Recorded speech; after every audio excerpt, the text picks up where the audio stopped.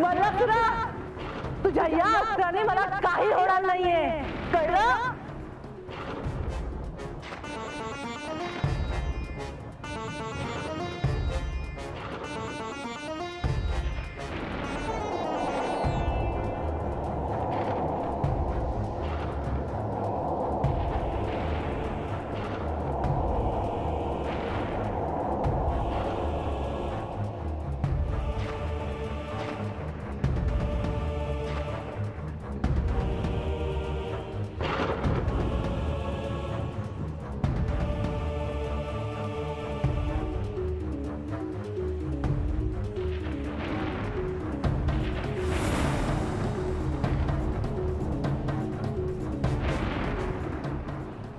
घृतमारी, आता तुला चांगलं शासन करतो.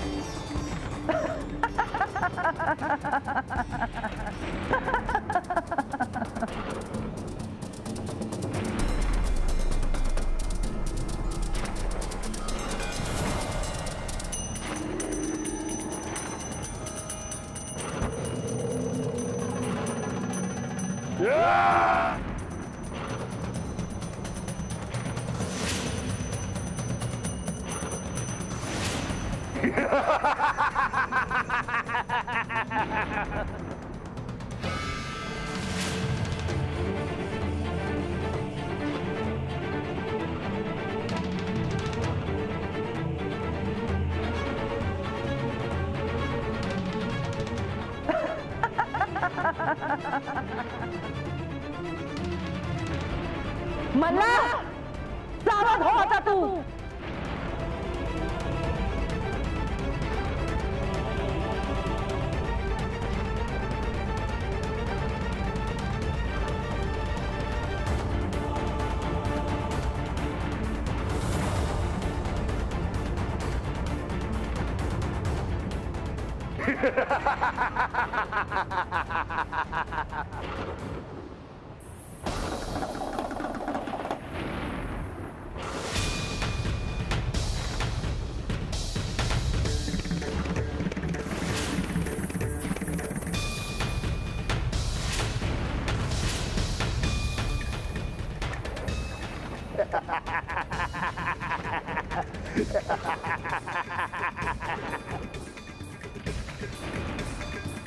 घृतमारी, तुला मी कमी लेखलं, पण आता तुलाही कळेल की हा मल्लासूर काय येते.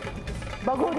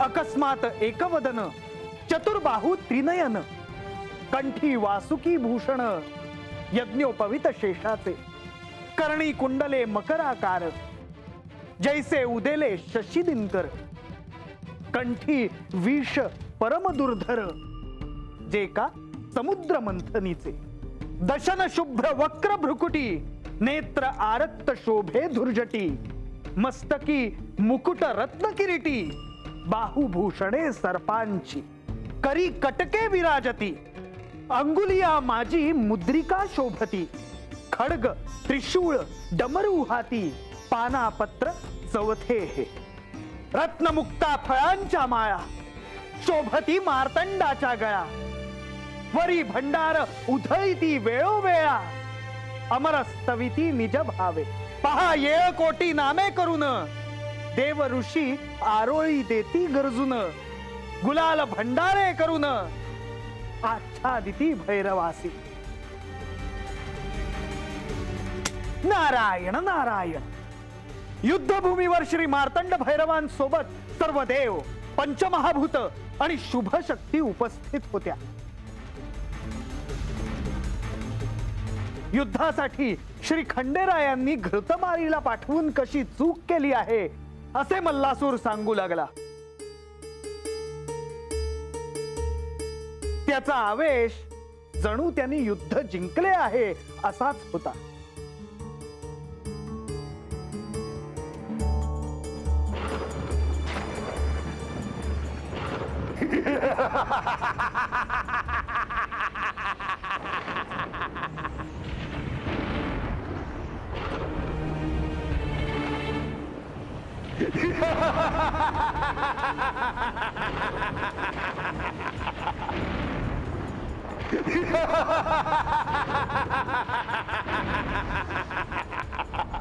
मल्लासुरा तू माझा पराभव करून स्वर्गाचे अधिपतीपद हिरावून घेतलेस देवांना स्वर्गातून जावे लागले आम्हाला तू दास बनवलंस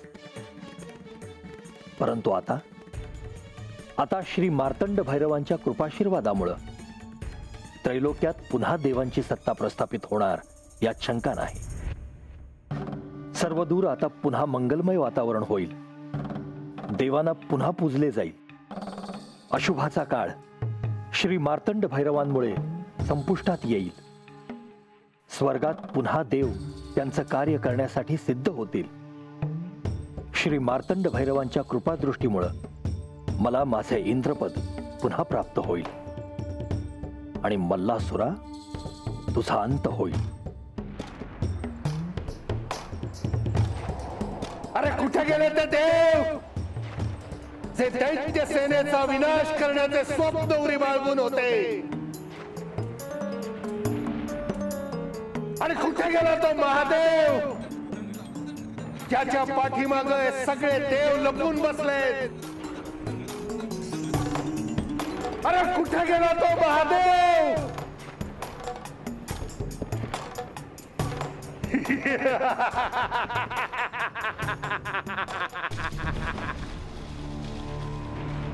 अरे महादेव माझे सामर्थ्य पाहून तू घाबरलास की काय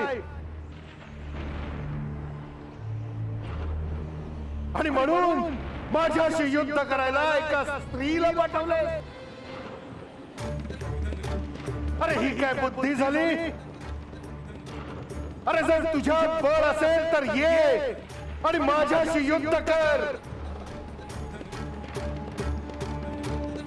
नाहीतर युद्धभूमी सोडून पलायन तरी कर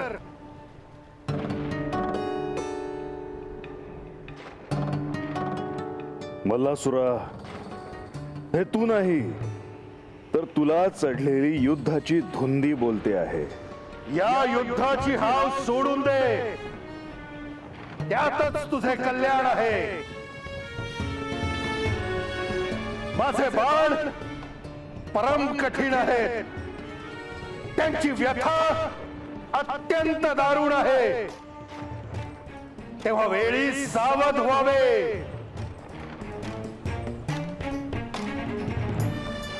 अरे तुझे सामर्थ्य आता माझ्या पुढे चालणार नाही हे ध्यानात असू दे तुझ्या सामर्थ्याची माझ्या सामर्थ्याबरोबर तुलना कशी करतोस तू?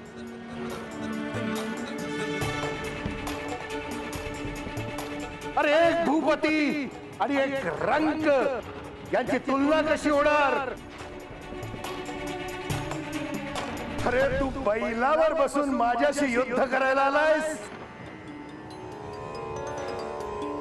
माझ्याकडच्या या हत्तींच्या रांगा बघ, डोळे टिपतील असं सार आहे माझ्याकडं, केवळ माझ्याकडं. कारण या त्रैलोक्याचा खरा स्वामी मी आहे, हे ध्यानात असू दे.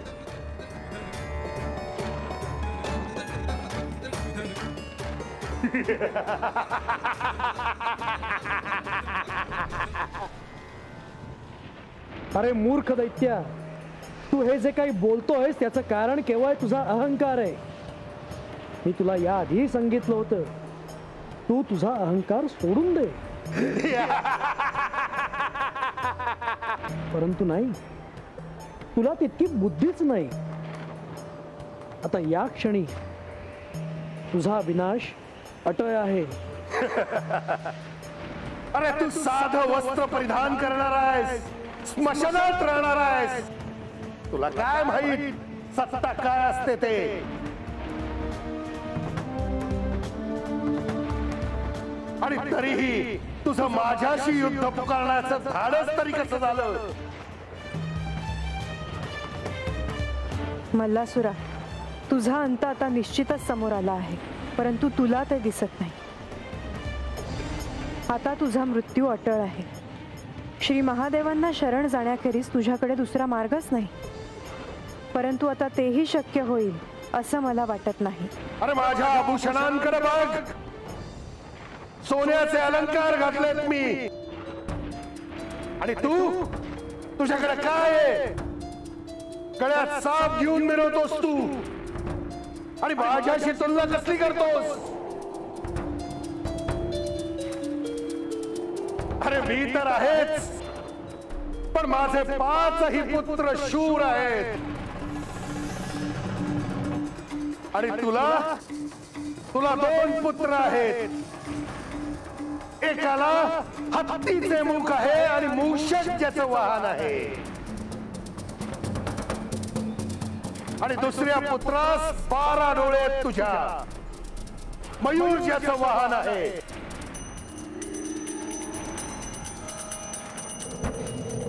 आणि याचं आश्चर्य वाटायचं कारण नाही, कारण तुला 5 मुख आहेत.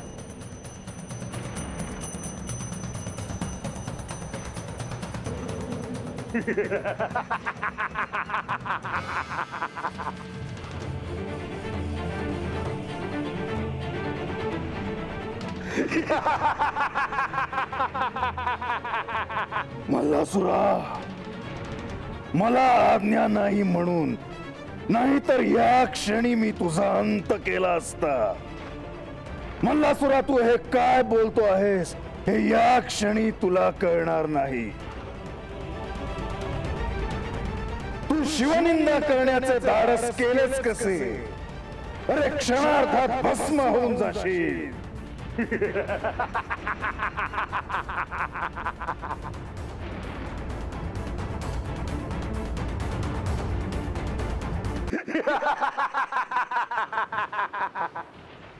माझ्याशी युद्ध करवण्याचे ठरवलेस तू? अरे पण तुझी आणि माझी बरोबरी होईल असा विचारच कसा काय केलास तू? अरे तू स्मशानात राहणारा, आजूबाजूला पिशाच्यांची गर्दी, दीपहीन रात्री, अरे भिक्षा मिळून खाणारा तू,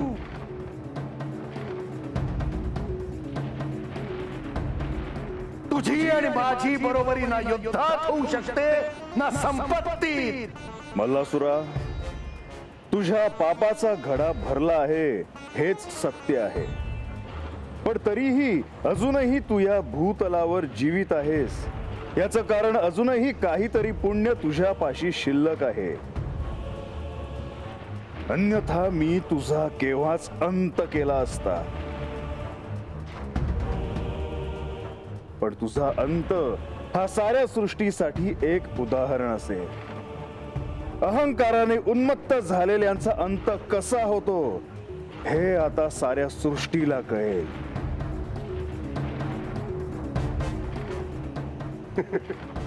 अरे महादेवा, मी युद्धातून माघार घ्यावी म्हणून विष्णूंना दूत म्हणून पाठवलंस तू. याचाच अर्थ तुला माझी भीती वाटत होती. हेच सत्य आहे.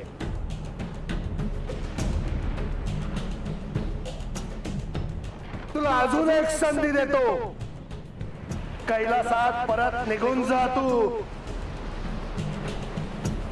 अरे या त्रैलोक्याचा स्वामी असणारा या मल्लासुराशी युद्ध करण्याचा विचार सोडून दे.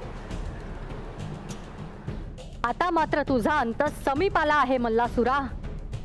मी या युद्धात यांच्या बरोबर शक्ती रूपानी आहे. तुझा अंत झाल्याशिवाय आता कुणालाही स्वस्थता लाभणार नाही. श्री मार्तंड भैरव साक्षात सांब सदाशिव महादेवांचे अवतार आहेत. त्यामुळे ते अजूनही शांत आहेत. मात्र त्यांचा तू अवमान केलास. आता तुला क्षमा नाही.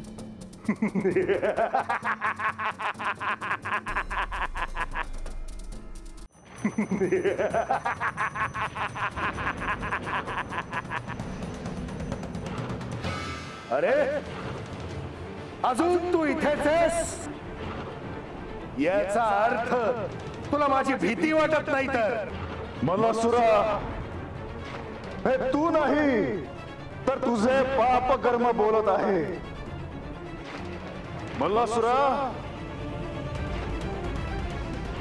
आता मी तुझा अंत करणार आहे यात काहीच शंका नाही. तेव्हा आता सिद्ध हो तुझ्या अंताला. हो, बघू कोण कोणाचा अंत करताय ते.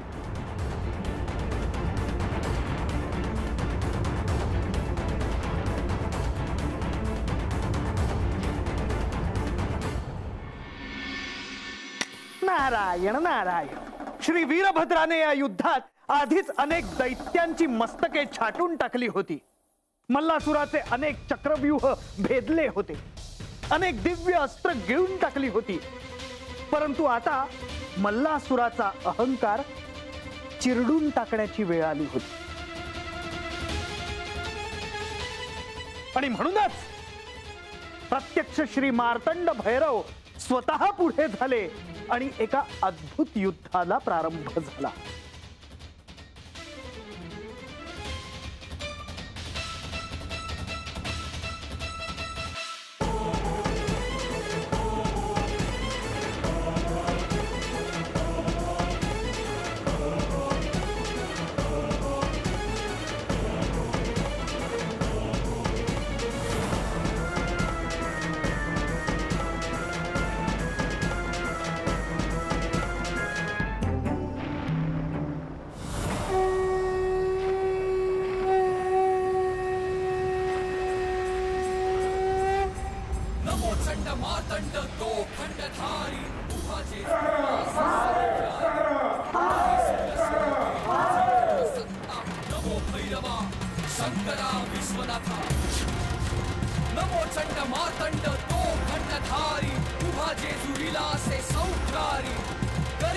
शोभे तुझी थोर सत्ता.